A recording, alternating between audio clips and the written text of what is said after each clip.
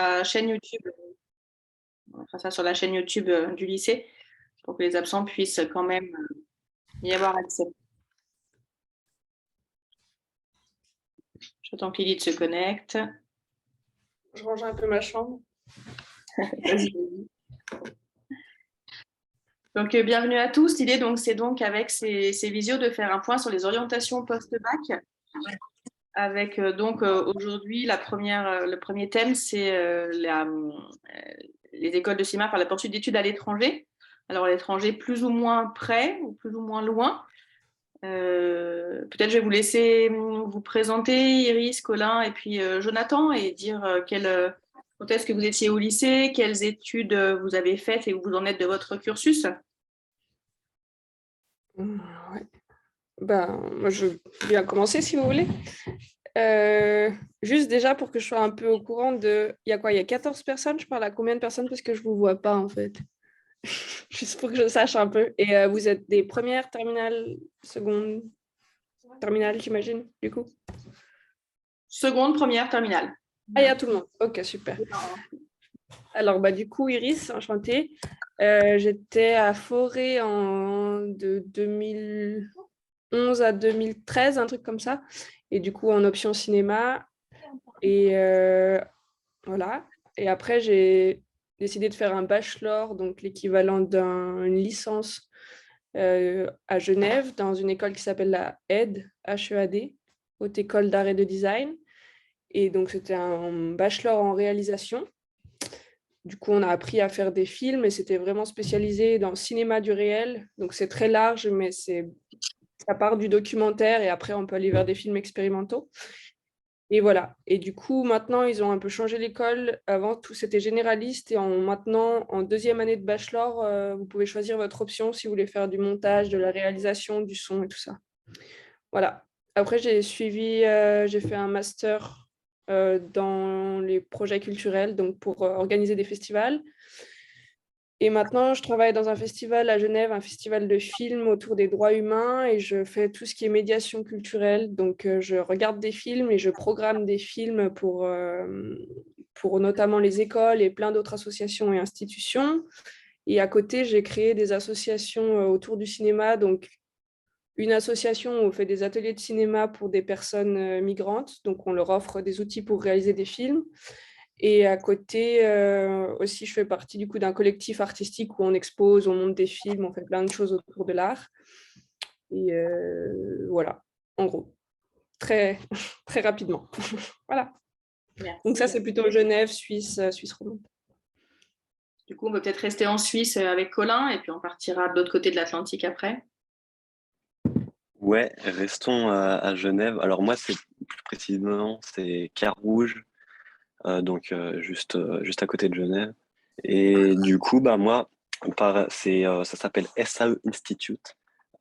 C'est une école, je crois, australienne à la base, mais ils sont un peu implantés partout dans le monde. Et du coup, à Genève. Et du coup, moi, je suis en section film production. Et là, en fait, on voit à peu près tout, surtout en première année, on voit tout et rien par rapport à la vidéo. Et des trucs classiques du cinéma avec scénario, la production, enfin la pré-production, production, tout ça. Et, et en même temps, on a des petits modules de publicité, on a des petits modules d'effets spéciaux comme ça. Mais du coup, moi, c'est une école qui est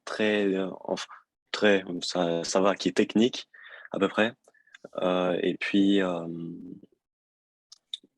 et du coup, non, enfin, pour ceux qui aiment bien la technique, c'est parfait. Après, il y a quand même beaucoup de cours assez théoriques sur le scénario, sur des analyses filmiques, tout et n'importe quoi. Et puis voilà. Et puis après, si vous aurez des questions, et j'ai oublié de préciser, du coup, moi, j'étais en spé cinéma l'année dernière. Je suis en première année, du coup. Et c'est sur 3 ans. Voilà. Est-ce que tu peux dans le chat, j'ai mis le nom de l'aide à Genève pour Iris, est-ce que tu peux dans le chat mettre le nom de ton école du coup, s'il te plaît? Ok. Parfait. Ouais. Alors peut-être Jonathan, on ne se connaît pas, tu es un élève de Caroline, me semble-t-il. Oui, tout à fait. J'étais un élève de Caroline et surtout Ludovic Trotman il y a longtemps en arrière. J'ai gradué de Forêt en 2014 et du coup, je suis parti à Montréal pour commencer des études en cinéma à l'Université de Montréal. Donc, j'ai fait 3 ans de licence. C'est une université très théorique. Donc, les premières années sont axées pas mal sur l'histoire du cinéma, les premières caméras, les premiers dispositifs de prise de vue, etc. Donc, pas mal ce qu'on avait déjà vu en première et en terminale de mes souvenirs. Puis après, on choisit des cours beaucoup plus spécifiques selon ce que vous voulez faire comme recherche et comme étude. Mais c'est aussi une université assez théorique, pas théorique, mais je perds mes mots. Une université où on peut faire de la pratique. Moi, j'avais travaillé avec un directeur photo qui travaillait pour la Canadian Society of Cinematography, donc c'était un grand cinématographeur. Puis c'était un fervent défenseur des caméras pellicules, donc on a travaillé avec lui sur les premières caméras à ton, on a appris à déloader des films en pellicule. Moi, après, je me suis spécifié dans le développement de pellicules Kodak, etc. Et après mes 3 ans d'études, j'ai tout de suite enchaîné avec une maîtrise, donc un master en cinéma qui m'a duré 2 ans et demi, 3 ans, dans lequel j'ai choisi des cours axés sur la poésie du cinéma. Et petit à petit, j'ai fait un sujet de recherche qui s'intéressait plus au cinéma de l'irréel et de l'étrange, en me basant un peu sur les travaux du cinéaste David Lynch. Et voilà, j'ai fini tout ça il y a 2 ans maintenant. Et j'ai tout de suite commencé à travailler assez facilement sur Montréal, sur des plateaux de tournage, à la fois des films et des séries québécoises, mais aussi du cinéma américain. Donc j'ai commencé tout en bas de l'échelle, un peu comme tout le monde, donc ce qu'on appelle les assistants de production. Et puis bah, maintenant, je commence mes premiers projets en tant que régisseur. Donc c'est un peu le chef de ce département-là. Et en parallèle de ça, j'essaie de monter une société de production avec des amis qui sont tous dans différents domaines de l'image et du son. Et on essaie de créer quelque chose quelque chose qui suit un peu ce courant de la défense de la pellicule et du cinéma de l'ancien temps. Est-ce que tu pourras mettre dans le chat le nom de l'université, là où tu étais, pour avoir des références, s'il te plaît? Bien sûr. Merci. Et je pense que Ellie, c'est pas encore arrivé. Il y a Caroline. Et il y a Caroline, pardon Caroline, je t'ai Oui. oublié. Excuse-moi. Je suis arrivée un peu en retard, c'est pour Oui, ça. oui, pardon, excuse-moi. Moi, du coup, mon école, elle est en Belgique et elle s'appelle l'IAD. Donc, c'est un peu à côté de Bruxelles, c'est à Louvain-la-Neuve. Et donc, moi, j'étais donc en section cinéma, j'ai fait option ciné, art visuel en seconde et après, j'ai fait du coup 2 ans en spé cinéma il y a 2 ans, enfin 1 an et demi, 2 ans. Et du coup, moi, je suis en option montage en première année. Donc, j'ai décidé de partir en Belgique parce que c'était un pays qui m'attirait pas mal et aussi parce que les concours étaient un peu plus faciles d'accès. Ce qu'il faut savoir quand même, en fait, dans mon école, c'est que c'est totalement différent dans les concours. C'est-à-dire que le concours d'entrée est assez facile. Enfin, il n'y a pas beaucoup de personnes, par exemple, par rapport à la Cinéfabrique, on va dire, où il y a beaucoup, beaucoup plus de participants. Là, je crois qu'en réal, ils étaient une centaine. Et donc, ils en prennent au moins 40, je crois. Et donc, moi, dans ma section, on est 19. Mais ce qu'il faut savoir, en fait, c'est qu'ils choisissent leurs élèves tout au long de l'année. C'est-à-dire qu'en réel, ils sont 40 au début et ils en gardent 15 à la fin de l'année. Donc, en fait, c'est juste une année où tu dois tout donner. Et, c'est à la fin où, à tout moment, ils peuvent te dire qu'ils ne veulent pas te garder. Et c'est pareil en son, par exemple, ils sont 60 et ils en gardent que 20. Et donc, après, tu as le droit de redoubler une seule fois. Et après, bah, c'est mort. Donc voilà, c'est quand même quelque chose à prendre en compte. Et je sais que du coup, il y a pas mal de pression là-dessus, en tout cas dans les autres sections. Moi, on est vraiment la section la plus tranquille là-dessus, c'est-à-dire qu'on est 19, on nous garde tous, ce qui est très bien. Sinon, sur mon école, elle est quand même assez technique. On a pas mal de pratiques quand même. On travaille en montage, on travaille sur Avid. Et donc, on a pas mal de cours de montage, etc. Mais aussi, en première année, il y a beaucoup, beaucoup de théorie. Donc, histoire du cinéma, de la musique, histoire de l'art. Donc ça, c'est des trucs en amphi avec les autres options. Et donc après, on a des projets tout au long de l'année où on collabore aussi avec les autres options. Donc en fait, on est affilié au Réal, en fait, qui, eux, choisissent leur monteur, leur chef-op, etc. Et voilà. Si vous avez des questions pareilles, je serais ravie de répondre.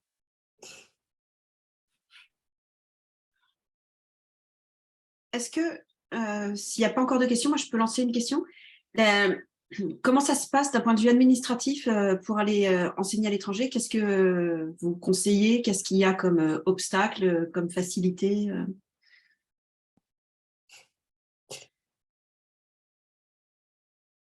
Je me permets de commencer parce que moi, je suis Vas-y. dans un pays qui est vraiment très, très loin. Il n'y a pas vraiment d'obstacles ou d'enjeux. Il faut vraiment juste être très à cheval sur les règles, bien lire les règles de comment obtenir un visa, etc. Et être très ordonné, garder toujours une trace de ses papiers. Et puis, pourquoi pas au début être accompagné d'une personne un peu plus âgée pour faire les documents. Mais en général, tout se passe bien si on respecte les délais et qu'on ne perd pas ses documents. Il n'y a pas de... Pour aller au Canada, on t'a rien demandé de particulier? Il n'y avait pas un quota ou... Non, on m'a juste demandé d'avoir. J'ai envoyé mes notes de bac, j'ai envoyé mes notes de terminale, de première, de mémoire. Après, je me suis inscrit en ligne à l'université et sur le site du Canada. Après, tout est très bien expliqué pour faire le processus d'immigration. La seule chose qui est le plus compliqué, c'est qu'au Canada, il y a deux institutions. Il y a le fédéral et le provincial, donc le Québec étant la province et le gouvernement fédéral étant le Canada. Les papiers du Canada sont très simples à avoir, mais le Québec est un peu plus chiant. Ils vont vous poser plus de questions. Mais en général, moi, j'avais juste envoyé mes notes du bac, mes notes de première, puis ils avaient posé 2-3 questions par rapport à ma famille, mais c'est à peu près tout. C'est pareil pour la Suisse ou la Belgique? Moi, pardon. Moi, juste, il faut que vous fassiez attention pour la Belgique parce que j'ai eu des problèmes à ce niveau-là. C'est par rapport à votre équivalence du diplôme du baccalauréat, où en fait, je devais déjà partir l'année dernière en Belgique, mais dans une école d'art. Et j'ai été refusée en septembre parce qu'ils demandent du coup en Belgique une équivalence du diplôme il faut faire la demande en juillet. Et sauf que en fait, le bureau des équivalences ferme de juillet à août. Donc en fait, on ne sait pas à ce moment-là si notre équivalence de diplôme a été acceptée ou pas. Et donc, c'est en fait que en fin août, début septembre, que j'ai appris que mon équivalence était refusée parce que mes notes n'étaient pas certifiées conformes. Et donc, ça, vraiment, il faut faire gaffe sur vos notes de bac, sachant qu'on les a que en juin. Euh, il faut qu'elles soient certifiées conformes, sinon ils ne l'acceptent pas et ça peut se retourner contre vous. Euh, et voilà, ouais, juste vraiment faire attention à ça et bien faire attention à tous les papiers qu'il faut rendre dans le dossier d'équivalence. Sinon, on peut vous refuser dans votre école. Voilà. Alors, une question peut-être un peu dans ce sens-là aussi. Vous avez eu votre bac il y a quelques années avant la réforme du bac. Et je ne sais pas si vous pouvez avoir quelques conseils là-dessus. Aujourd'hui, vous savez qu'il y a un tronc commun et que les élèves peuvent un peu customiser leur bac en choisissant des options qui vont de mathématiques à géopolitique, français, histoire, etc. Est-ce que dans vos cursus à vous, il vous semble que certaines compétences ou matières seraient plus adaptées ou pourraient faciliter l'intégration de certaines écoles? Est-ce que euh, une expertise ou une option plus sciences ou plus français orienté français ou art permettrait d'accéder plus facilement ou d'avoir un dossier un peu plus costaud pour intégrer vos écoles? Moi, personnellement, donc, j'ai passé le bac au moment de la réforme. Et c'était une question qui était, que je me posais beaucoup. Je sais que, en fait, les concours en Belgique, par exemple, ils ne demandent pas du tout de connaissances là-dessus. Enfin, ils veulent surtout apprendre à connaître ta personnalité, etc. Après, je pense que c'est différent dans les autres sections, par exemple les sections images, où eux, je sais bien, enfin, ils ont beaucoup de maths, d'optique. Donc, c'est ceux qui ont fait des sciences au lycée s'en sortent beaucoup plus que les autres. Et donc, ça, c'est assez important. Et en son aussi, ils ont quand même ils ont un petit QCM de mathématiques, mais c'est rien du tout.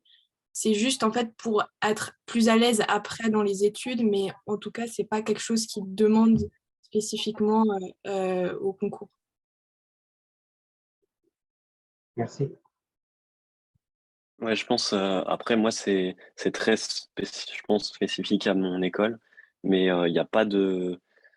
Il y a, enfin, moi, j'ai pas eu de difficulté, en tout cas, à rentrer, c'est-à-dire que bah, déjà, la Suisse, ils sont habitués à recevoir des Français, mais moi, pour mon école, j'ai juste eu besoin de faire un entretien.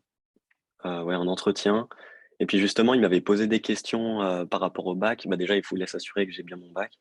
Et, il me posait des questions justement avec la réforme et tout. Mais en fait, en tout cas, parce que vu qu'à Forêt, on a l'aspect cinéma et tout, il était presque content que j'ai fait ce que j'aime, en tout cas au lycée, que j'ai pu choisir plus précisément plutôt que de partir en S voilà. Et mais voilà, enfin moi à ce niveau-là, il n'y a pas eu de problème. Et puis non, pour rentrer dans le pays, pour rentrer dans l'école non plus, il y a eu du coup un entretien et un test d'entrée qui était vraiment pas difficile du tout. Du coup, ça allait. Merci. Il y avait Il y a pas quelqu'un qui avait levé la main, pardon, Roy Trignac, je ne sais pas qui c'est. Oui, bonjour, j'avais une question pour Caroline. À propos des notes certifiées pour le bac, comment ça se passe? Qui est-ce qui s'en occupe? C'est le lycée? Oui, c'est le lycée en fait, dès qu'on a nos résultats du bac. En fait, moi, j'avais fait juste l'erreur de faire une capture d'écran sur mes résultats que j'avais eus sur le site. Et en fait, il faut appeler le lycée et demander un relevé des notes certifié conforme par le lycée et qui vous l'envoie au plus vite. Et comme ça, c'est bon, c'est certifié conforme. Voilà. Merci.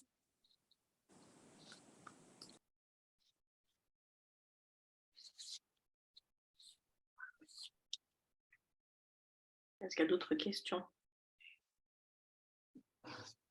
Moi, j'ai une question financière. Comment ça se passe? Est-ce qu'il y en a droit à des bourses? Est-ce que vous savez comment ça se passe si on étudie à l'étranger? Ouais, moi, je peux rebondir peut-être sur la aide à Genève, du coup. Du coup, peut-être que ça a changé depuis. Toutes les informations sont à jour sur le site. À mon époque, c'était 500 francs par semestre. Donc, c'est juste les frais de scolarisation. C'est une école publique. Et je sais qu'il y a des bourses. J'avais des gens qui étaient dans ma classe qui avaient le droit à des bourses et tout ça, même si on est étranger. Donc, ça reste tout à fait convenable. Voilà. Et puis, pour rebondir aussi sur les inscriptions, ça se fait en 2 étapes. Donc, il faut envoyer son portfolio et puis après, normalement, ils reçoivent toutes les personnes. Donc, ils donnent une chance à chacun avec un entretien. Et c'est sur la motivation, la personnalité, tout ça. Je crois que le bac est quand même un prérequis. Mais ouais, ils laissent quand même leur chance, vraiment. Voilà.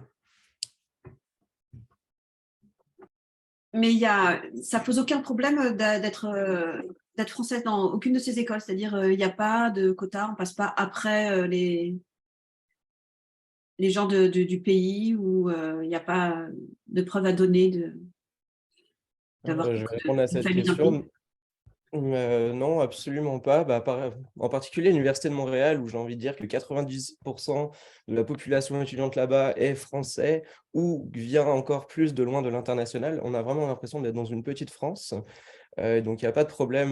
Il n'y a pas les Québécois ou les Canadiens qui vont passer avant les Français.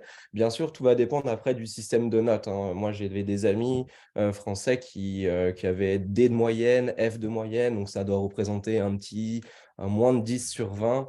C'était expulsion directe. Donc, on pouvait laisser une chance, mais sinon expulsion. Mais à part ça, pas de problème. Et puis pour rebondir aussi sur la question qui a été posée par rapport à l'argent, l'Université de Montréal est un peu coûteuse, mais on a quand même droit à des bourses, les étrangers aussi. Par contre, ce sont des bourses de mérite.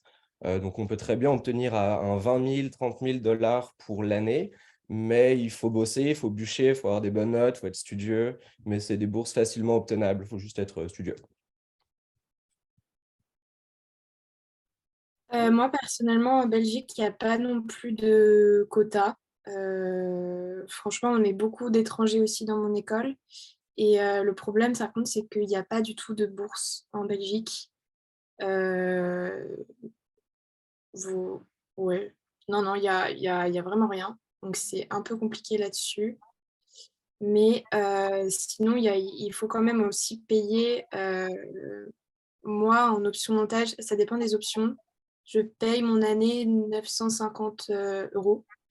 Et ça monte encore plus si on veut faire un master en réal. Par exemple, je crois que les réals, c'est encore plus cher. Mais ouais, c'est à peu près 1000 euros l'année, quoi. Moi, mon école, à la SAE, c'est une école privée, du coup, c'est assez cher. Et je sais qu'il y a des bourses, mais je me suis aventuré et c'est vraiment pas facile à obtenir. Du coup, enfin, franchement, je sais pas, je suis pas allé bien loin, mais je sais qu'il y en a, mais voilà. Enfin, faut être accroché, je pense. Merci. Il y a Guillaume Duvet qui lève la main pour poser une question. Oui, je voulais savoir si dans vos parcours, dans vos formations, il y avait des stages en entreprise ou dans des organismes qui étaient intégrés pour aller pratiquer et puis se frotter un peu au milieu professionnel avant de sortir de l'école. Je vais répondre. Dans l'Université de Montréal, il y a un cours précisément qui s'appelle stage. Donc, c'est un cours avec un prof qui va vous aider à trouver un stage dans n'importe quel milieu, que ce soit en montage, en script, ça peut être en post-production, en pré-production, donc vraiment dans tout ce qui se passe dans le milieu du cinéma, du début jusqu'à la fin d'un film. Puis après, vous êtes accompagné, vous êtes suivi, on fait un rapport de stage, etc. Puis ça, c'est les premiers pas dans le travail en cinéma. Sinon, moi, par exemple, je ne suis pas passé par là, mais j'ai eu l'opportunité de travailler pour mon département de l'histoire de l'art. Puis ils avaient créé un gros truc de recherche qui s'appelait TechNess à l'époque, qui regroupait l'Université de Lausanne aussi. Et puis, bon, voilà, c'était beaucoup plus de la recherche, mais on apprenait pas mal de différents métiers du cinéma en se frottant plus à un milieu professionnel. Ok, merci. Une question de la part de Kat. Oui. Bonsoir. Je voulais savoir pour les études à l'HEAD de Genève, si c'était facile de se loger sur Genève, enfin, si elle avait pu se loger sur Genève, Iris, ou si elle est restée en zone frontalière. Voilà, c'est une question pratique un peu. Je ne sais pas si vous m'avez entendu. J'ai pas tout entendu, mais j'ai entendu aide frontalier. Non, mais je voulais savoir en fait si vous aviez pu vous loger sur Suisse, sur Genève, ou si vous, Ouais, vous alors résidiez en zone. effectivement, pendant mon bachelor, j'étais en France, je faisais la route, donc c'était pas évident. Ouais. Mais voilà, donc je fais ça quand même pendant 3 ans. Et là, maintenant, depuis que j'ai un travail ici, j'habite ici. Ouais. Et c'est peut-être pas la meilleure solution, mais voilà. Et ben voilà, il y a des colocs, après il y a des aides, il y a la SIGU, c'est donc une association pour les étudiants où il y a des loyers moins chers. Et puis après, ben, il y a plein de gens qui habitent à la frontière, et puis voilà, ça se fait quoi. Ça se fait beaucoup même. Ouais, moi j'ai un appartement à Gaillard, donc juste à la frontière, donc en France, et je vais à l'école en vélo. Du coup, ça marche quoi.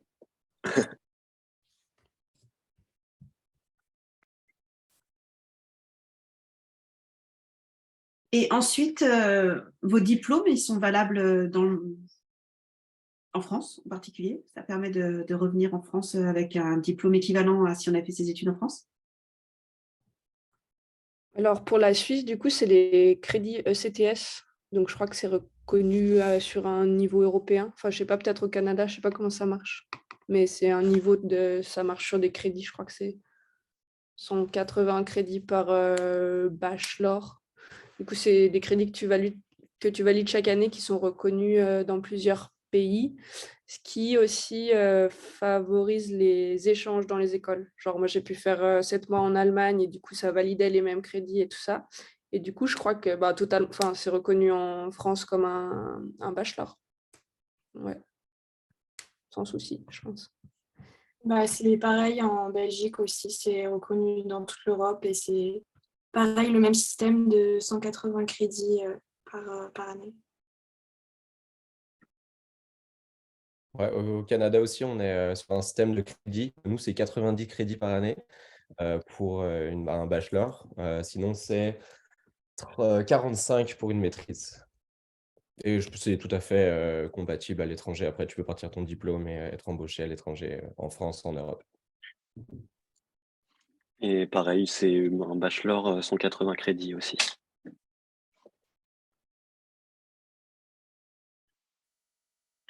Si on n'est plus complètement sur l'optique donc des écoles à l'étranger, mais de vos écoles en particulier à chacun, et non pas la thématique globale, qu'est-ce que vous recommandez, de quoi et pour qui vous recommandez vos différentes écoles? Iris. Alors, pourquoi je recommanderais l'école? Bah, déjà, parce que ça défend un cinéma qui me touchait beaucoup, donc cinéma du réel, documentaire, expérimentation. Donc ça, c'était vraiment là-dedans que j'avais envie d'aller. Je pense que si vous voulez faire de la fiction et rester sur la Suisse, il vaut peut-être mieux aller à l'ECAL. Après, bon, je sais que la aide a beaucoup évolué ces dernières années et c'est aussi possible de faire vraiment des fictions, mais c'est quand même connu ces deux différences entre les écoles, plus documentaire, plus fiction. Et puis après, ce qui était bien, c'était d'avoir des professionnels qui sont nos profs, ce qui est bien et pas bien, parce que du coup, voilà, ils connaissent vraiment le terrain, mais ils n'ont pas forcément le côté pédagogique. Après, ce qui était super, c'est qu'on était des petites classes, donc à peu près 12 élèves par classe. Et puis, ça permet d'avoir vraiment un suivi individualisé de qualité. Beaucoup de moyens aussi, il faut le dire. Donc, on a eu des budgets pour faire nos films et beaucoup d'infrastructures et tout ça pour, au final, du coup, une école qui est publique. Donc, c'est assez unique, en fait, dans le monde. Plein de gens qui viennent de partout. Je pense que dans ma classe, sur 12 élèves, il y avait peut-être 3 Suisses et sinon plein de gens de différents milieux, de tous les âges. Donc, on apprend aussi beaucoup des autres étudiants. Et puis après, plusieurs voyages à l'étranger pour faire des films, ce qui était vraiment trop chouette. Et après, il y a aussi le master si vous voulez continuer. Donc, il y a quand même un suivi. Et puis, voilà. Je trouve que aussi, en Suisse, c'est pas très loin si vous n'avez pas envie de bouger hyper loin. Ça ouvre quand même sur une grande perspective internationale. Enfin, il y a plein de choses qui se passent. Et après, au niveau de... Peut-être qu'il y a moins de concurrence qu'en France parce que c'est un plus petit pays et le milieu du cinéma est beaucoup plus petit. Donc, peut-être aussi plus d'opportunités de travail. À voir. Voilà. Tu as parlé d'une autre école, Iris, qui est plus fiction. Est-ce que tu peux mettre dans le commentaire en bas le nom de cette école? Bien sûr. S'il te plaît. Ça s'appelle l'ECAL à Lausanne.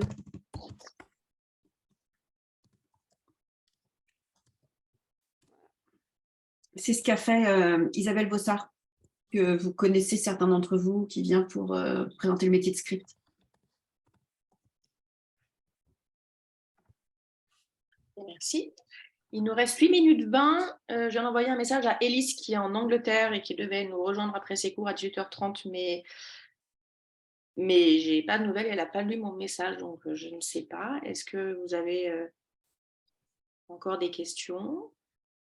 On peut continuer rapidement. Chacun dit ce que lui a apporté son école, pourquoi il l'a recommandé pour qui. Ah oui, pardon. Jonathan. Ouais, pour l'Université de Montréal, je la recommande à tous les amoureux du cinéma ou les gens qui aiment vraiment faire de la recherche. Moi, je suis arrivé là-bas en voulant faire de la technique, je me suis planté, et puis au final, j'ai rencontré des gens incroyables qui m'ont donné envie de continuer. Du coup, j'ai fait une maîtrise, puis je suis prêt à m'inscrire au doctorat dès demain parce que je tombe amoureux de la recherche. Donc, c'est une école où on est vraiment sur les bancs d'école. Au début, les premières années, on va être 90, une centaine d'élèves par classe. Mais le tri, il est rapidement fait. Dès la deuxième année, on tombe dans des cours où on est 60. Et si on est chanceux et qu'on a des bonnes notes, parce que ça j'en ai pas parlé, mais ça va être trop long, on peut accéder à des cours pratiques et faire des films en équipe en apprenant différents spots comme jobs, comme le script, bref, tous les jobs qui regroupent une équipe technique dans le cinéma. Mais ça, c'est des cours contingentés qui vont d'abord vous prendre des bonnes notes, puis ensuite, ça va vous prendre du temps pendant les week-ends aussi pour accéder à ces cours-là. Parce qu'il faut savoir qu'à l'Université de Montréal, un truc qui est génial, comparé mettons, à ce que je sais à la France, on n'a pas 12 heures de cours par jour. On nous offre un choix de cours, donc peut-être une centaine de cours au choix, et vous prenez tous les cours qui vous intéressent. Moi, par exemple, pour rentrer dans la moyenne et de faire mon baccalauréat, ma licence au complet pendant 3 ans, ça me prenait 5 cours par session. Donc, une session, c'est une demi-année. Donc 5 cours par session, autant dire 10 cours dans une année. Et ces cours-là me prenaient 3 heures par jour, 3 heures par cours. Donc c'est équivalent à peu près à 15 heures de cours par semaine et non par jour, comme on a souvent en France. Donc ça me permettait de découvrir le pays, d'avoir un travail pour payer un peu tous les à côté, les appartements, etc. Et aussi du temps avec les amis pour former des petites équipes, faire des films, etc. Voilà, rapidement. Merci. Colin, tu recommandes ton école? Et ouais, franchement, moi je recommande un peu pour tout le monde parce que eux, ils sont très ouverts. C'est-à-dire que dans ma classe, il y a certaines personnes qui ont réussi à rentrer sans difficulté euh, et qui n'ont pas des bases comme on peut en avoir avec l'aspect ciné. Et, euh, et en fait, voilà, ils donnent des chances à tout le monde. Et puis, mais sinon, c'est surtout pour de la technique. Mais même, en fait, je pense qu'ils s'adaptent aussi à chaque promo. Parce que là, par exemple, cette année, il y a beaucoup de gens dans ma classe qui sont. Enfin, on n'est pas beaucoup dans ma classe, on est 17, mais voilà. Il y en a beaucoup qui sont très théoriques et qui sont très dans l'écriture, tout ça. Et ils s'adaptent un peu, mais, euh, mais globalement, ça reste technique parce on a des, comment on appelle ça, des genres de petits contrôles caméra, par exemple, pour utiliser parfaitement une caméra ou des trucs comme ça. Et, mais on voit vraiment de tout. Alors franchement, c'est pour tout le monde, quoi. Mais voilà, ça reste technique. Mais non, c'est très bien, c'est facile pour tout le monde. Voilà. Caroline?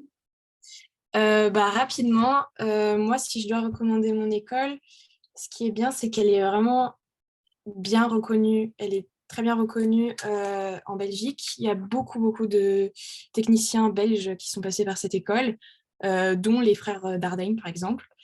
Après, je recommande plutôt cette école quand même pour les gens qui veulent faire de la technique. C'est en fait, il y a aussi l'INSAS à Bruxelles et ça, c'est plus créatif, on va dire, et chez moi, c'est plus technique. C'est un truc qui me manque un peu, mais je le fais de mon côté. Bref, ce qui est bien, c'est aussi, donc pareil, nos profs qui sont aussi des techniciens du monde du cinéma, donc qui connaissent très bien le terrain. Et ce que j'aime beaucoup, c'est quand même voilà, qu'on a des petites classes, c'est qu'on collabore en fait avec les autres options parce que au final, ça va être les gens avec qui on va collaborer dans le monde du cinéma plus tard. Et ça, c'est vraiment super cool. Qu'est-ce que je peux dire d'autre? On a du très bon matos et vraiment les courts-métrages qu'on peut faire, etc., sont vraiment de bonne qualité, sont très chouettes. Et voilà. Et la Belgique, c'est trop bien. Et on est plein d'étrangers, donc plein de personnes différentes qui ont des goûts différents. Donc ça, c'est très bien aussi. Voilà. Super, merci. On a le temps pour une dernière question si quelqu'un veut une dernière précision. Il reste 2 minutes 52. Pas de dernière question. Bon, alors c'est que tout était hyper clair. Si jamais éventuellement vous avez des questions, on peut vous donner après les mails de toutes ces gentilles personnes qui se feront peut-être, j'espère, un plaisir de répondre à des questions plus précises si vous en avez qui arrivent un peu plus tard, si vous êtes d'accord, bien sûr. Donc, voilà, ça vous permet de repenser à d'autres questions si jamais ça vient plus tard. Merci énormément à vous d'avoir pris de votre temps, d'être venu rendre service pour l'orientation de nos premières et de nos terminales. Vous l'avez été et vous vous en souvenez, c'est vraiment super. Vous leur donnez tous les outils pour aborder l'orientation qui est un moment très difficile avec plus de sérénité. C'était vraiment super. Merci beaucoup. Merci. Merci à tous. Bon courage. À tout bientôt. On se retrouve pour vous rappeler pour le Bon Film Bon Genre 10 ans. Vous serez là, sur scène. Oh my God. Oui.